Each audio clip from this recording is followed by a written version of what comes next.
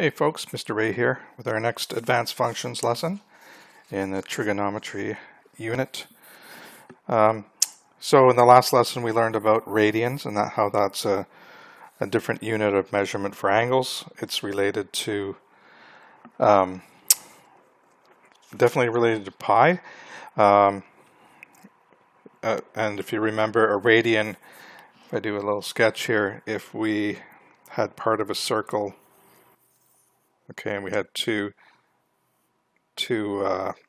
radii out from the center, obviously, like that. So that would be length r, that's length r.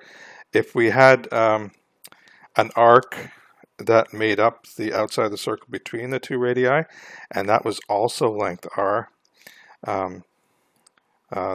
this angle here is called a radian, okay? And there's pi radians that go from here to the 180 degrees. Halfway through the circle is pi radians, and a full circle would be 2 pi radians, okay? So we got familiar with that. So what we're going to do is we're going to revisit the special angles and reconstruct the unit circle based on radians. You're going to see it's very similar. All we do is update the angle measurements, okay? So I've got my special triangles here. This is exactly the same as grade 10 and I guess grade 11. We constructed this triangle from an equilateral triangle, cut it down the middle, and we've got a 30-degree angle there, 60-degree angle there. If the equilateral triangle had a side length of 2, that would be one of the sides. This would be half of one of the sides, and then through Pythagorean theorem, you can get that side would be root 3. We take this triangle, and we want that hypotenuse. The pi hypotenuse will become the radius. So we create a similar triangle. Down here, we just divide all 3 sides by 2, and we get this as our first special triangle. This triangle here is exactly the same, except we've kind of put the 30-degree in this corner, and then we flip the triangle around so we have the 60-degree because we want to work with both. So it just changes the side lengths back and forth and the angles back and forth. Second triangle is a unique kind of triangle. It's a right-angled isosceles triangle. So these 2 sides are the same, and if that's true, these 2 angles have to be the same. And if that's 90, these have to be 45. So if we made these 2 equivalent sides a length of 1, the hypotenuse would be root 2. If we take that triangle, create a similar triangle with the same angles, but we're going to divide all 3 sides by root 2. And now again we get the radius or the hypotenuse to be 1, and then we can use those triangles in the unit circle. So if we jump to the next page, there's our blank unit circle. I'll zoom out a bit so I can get the whole thing in. Okay, so it's got around the outside, that's going to be the coordinates at these points. Okay, so since this is a unit circle, all these radius are length of 1. And it's got degrees and radians here. So I'll just start off with degrees. We're not going to be using these, but just so you have something to base it on. So that's 0 or 360. This will be 30, 45, 60, 90, 120. And this is 45 from there, so 135. 30 from there is 150, 180, 210. This is 45 more than 180, so 225, 240, 270, 300, 315, and 330, and then back to 360. So if we want our equivalent radians, okay, so remember, if we start here, that's going to be 0 radians, but if we go all the way around, that'll be 2 pi radians, just like 360 degrees is equal to 2 pi radians. These are going to be, maybe what I'll do first is do the multiples of 45. So 45 degrees. Well, maybe you could work backwards here. So we know that's 180, so that's equivalent to pi radians. And halfway between 0 and pi radians would be pi by 2, or half pi. And then halfway here would be pi by 4. So every multiple of pi by 4 we add, it's another pi by 4. So that's pi by 4, 2 pi by 4, which is equivalent, if reduced, to pi by 2. And then this would be 3 pi by 4 radians. That would be 4 pi by 4, or pi. And then here would be 5 pi by 4. 6 pi by 4 it can be reduced to 3 pi by 2 radians, which is also halfway between pi radians and 2 pi radians. And then the last one here would be, so that was 5 pi by 4, 6 pi by 4, 7 pi by 4 radians, and then back to here, 8 pi by 4 is 2 pi. Okay, and then for the multiples of 30, if we take, we know that 30 degrees is 1/3 of 90. So in radians, it would be 1/3 of pi by 2. So it's pi by 6 radians. And then we just keep adding pi by 6. So pi by 6, 2 pi by 6 can be reduced to pi by 3. So it's 2 pi by 6, 3 pi by 6, same as that. 4 pi by 6 can be reduced to 2 pi by 3 radians. 4 pi by 6, 5 pi by 6. 6 pi by 6, 7 pi by 6. 8 pi by 6 can be reduced to 4 pi by 3 radians. So that was 8 pi by 6. 9 pi by 6 can be reduced to that. 10 pi by 6 can be reduced to 5 pi by 3.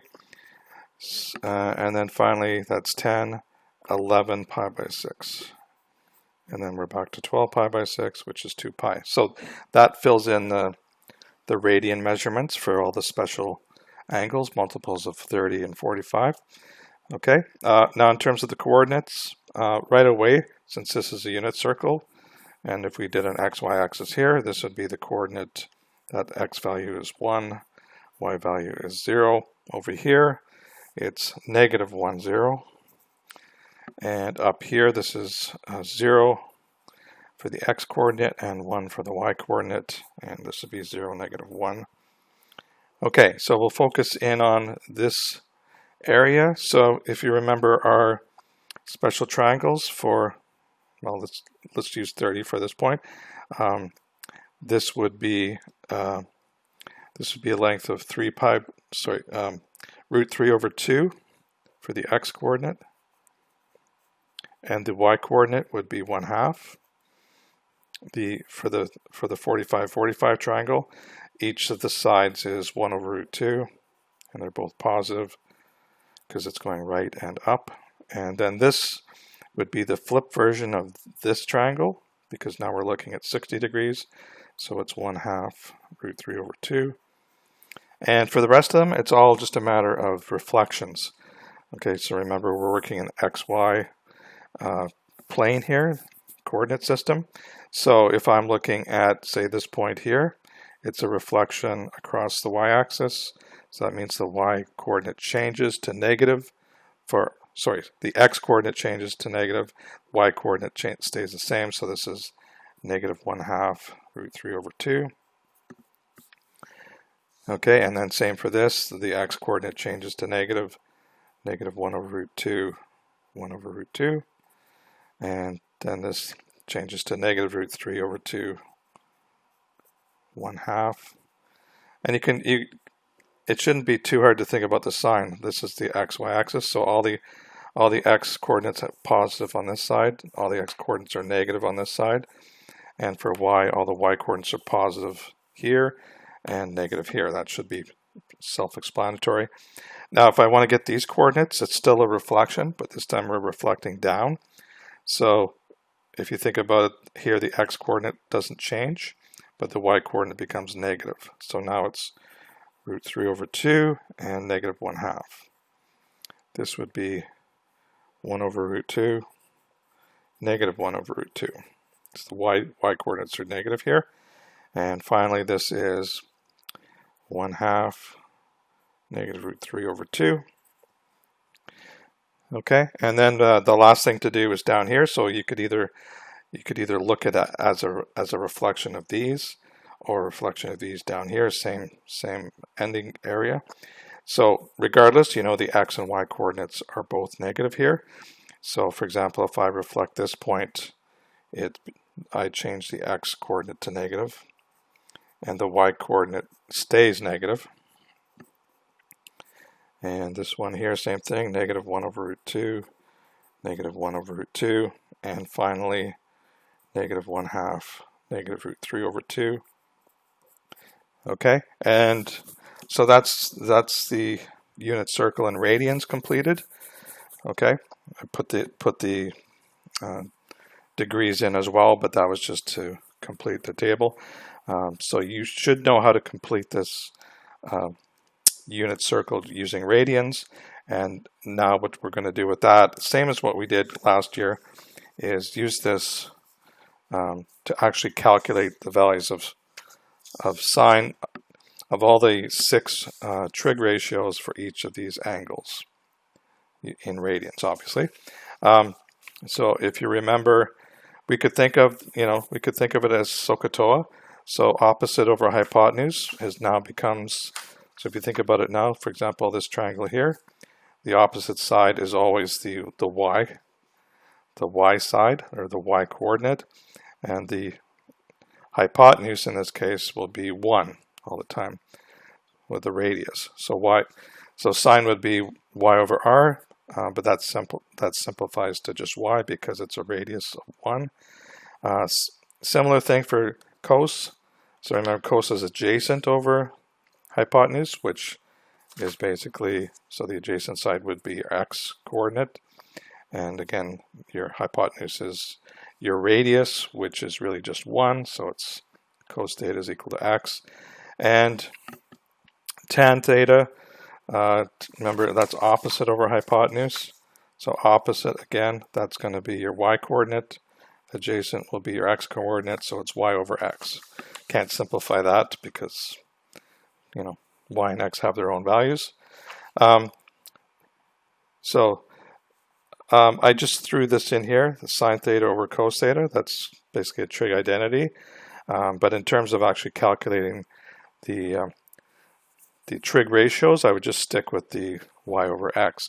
Now we can also do our secondary trig ratios. For example, secondary ratio for sine would be cosecant. So cosecant theta is equal to 1 over y because it's reciprocal for sine. Similarly, we've got secant theta, that's going to be 1 over x. And then cotan is the reciprocal of tan. So that's, instead of being y over x, it's x over y. It's much better to think of it that way than as 1 over tan. So just go directly to x over y. So whatever trig ratio we want, we've got the quick formula here. This should be something that you're not really memorizing, although you could, but it's something you could think about if you forgot. Just go back to the old SOHCAHTOA and replace opposite is y, adjacent is x, and the hypotenuse is the radius, which is always 1 for the unit circle. Okay. So we'll just do a couple questions from here. This is an application question. There's not a whole lot of application in this section of homework, but this isn't a bad one here. So this one says Ravinder is flying his kite at the end of a 50-meter string. The sun is directly overhead and the string makes an angle of pi by 6 radians with the ground. Okay, so I might as well draw a picture here. So there's the ground, sun is straight up over here, and So Ravinder's down there. We basically assume he's holding it at the ground because they didn't tell us how tall he is. So that's a 50-meter string. Makes an angle of pi by 6. So if you need to convert that to draw a reasonable picture, pi by 6 is the same as 30. So there's the kite string, that's 50 meters. And the sun makes this shadow down here. It's right angle. The sun is actually much bigger, so the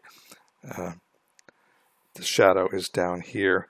Okay, so the length of the shadow is here. This is pi by 6 radians. Okay, and then the wind speed increases and the kite goes higher. Now makes an angle of pi by 3. So pi by 3 is twice pi by 6. So if we drew that, that's still 50 meters here as well. Kite string has not changed in length, but now the kite is up here and the shadow is here. So if I call these 2 points x1 and x2 in terms of x coordinate, how far it is from Ravinder.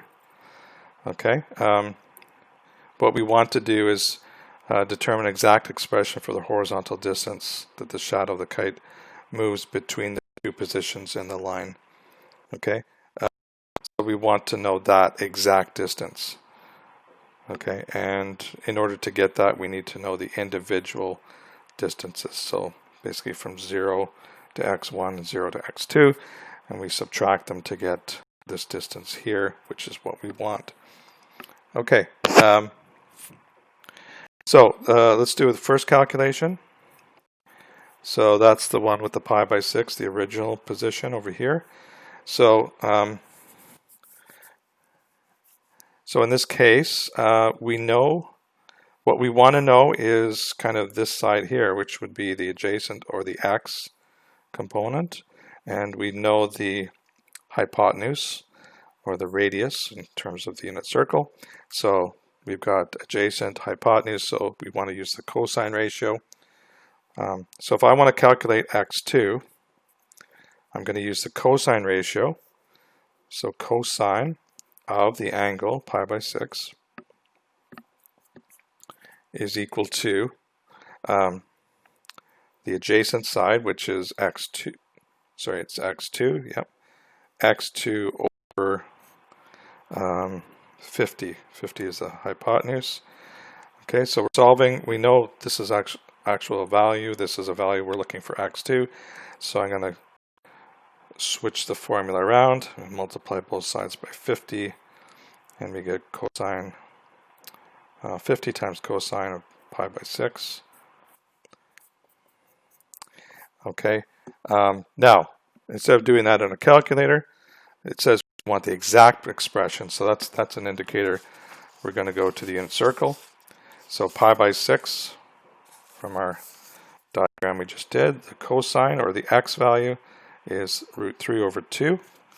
So we exchange that there, so x2 is 50 times root 3 over 2.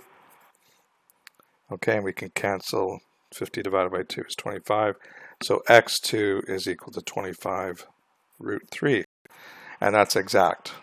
Okay, we want to keep that exact. Then this second position, when it flies higher at x1, so what's the distance from Ravinder to x1? That's going to be very similar, except we use, sorry, that's a colon, not an equal sign. So in this case, cosine of pi by 3, I guess I didn't draw that in, but that's another pi by 6. So combined, it's pi by 3. So cos of pi by 3 is equal to x1 over 50. And through a similar, multiply both sides by 50, we get x1 is equal to 50 times cosine of pi by 3. And this time when we go to the unit circle, we know that's 1 over root 2. Sorry, no, it's not 1 over 2, it's 1/2. So x1 is 50 times 1/2, which is exactly 25. So the distance, which is your x, the distance is x2 minus x1, which is 25 root 3 minus 25. And if you want to be a little fancier with this, we can factor the 25 out. So it's 25 times root 3 minus 1. Don't have to do that, but you know, that would impress your friends, hopefully, if you do it that way. And then, so it says determine the exact expression, so that's the value there, and of course that would be measured in meters because the kite string was 50 meters. If we want to know the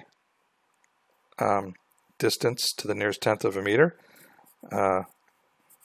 this is where we just plug it in to the calculator, and we're going to get 18.3 when we round to the nearest tenth. So that's how we do that, and that seems reasonable. I mean, obviously it's not going to be, you know, it can't be more than 50 for sure, and it's 18.3 seems reasonable based on these lengths here.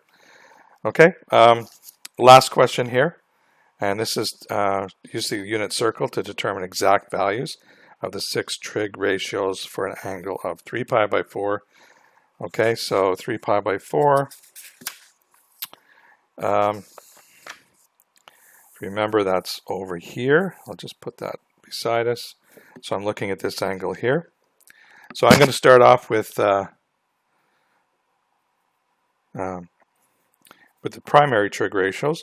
So I'll write them out. I'll write them all out, and then we'll just calculate them. So sine of, I'll put brackets around just so it's more obvious. Sine of that equals cos of that angle, 3 pi by 4 is equal, and then tan of 3 pi by 4. And then over here we'll put the secondary trig ratios. So we've got cosecant 3 pi by 4 equals, we got secant 3 pi by 4 equals, and then finally cotan of 3 pi by 4. Okay, so the first one should be pretty straightforward. So sine, so there's our angle there, there's our coordinates. Sine will be the y coordinate here, so that's 1 over root 2. Or if you wanted to put, I'll just put over here 1 over root 2 is equal to root 2 over 2. If you want to use that, that's totally okay. And then cosine would be the x coordinate, so in that case it's negative 1 over root 2. And then tan will be the y over the x. So if you think about it, you've got the same value, but one's positive, one's negative. So that's going to equal negative 1. Okay, and then cosecant, it's almost better if you calculate sine of that angle, and then if you want cosecant, you just flip this upside down. You take the reciprocal, so that's going to be root 2. And same thing here, if we take the reciprocal of this for cosine 3 pi by 4, we'll get the secant, so that's root 2 over negative 1, or just negative root 2. And then if we flip this upside down, negative 1 over 1 becomes 1 over negative 1, which is still negative 1. So there's our six trig ratios for the angle 3 pi by 4. So you should be able to do that exercise for any one of these angles here. Now there will be some situations for tan, cosecant, secant, and cotan where you might actually be dividing by 0, because it's quite possible that the sine or the cosine could be 0. So if I'm taking the reciprocal of that, either through tan or cotan or cosecant, secant, it's possible that the value could be undefined. So don't put, if it's dividing by 0, don't put the value 0, because that is wrong. You have to just say the ratio is undefined. Okay, so that could happen with one of these 4, but it never happens with sine or cos. Okay, got some homework questions here. from the textbook. Also got the handout that you guys have seen. It's basically a whole bunch of random trig ratio calculations using the unit circle, and that gives you lots of practice. Okay, so hope that makes sense, and we'll see you on the next lesson. Have a great day.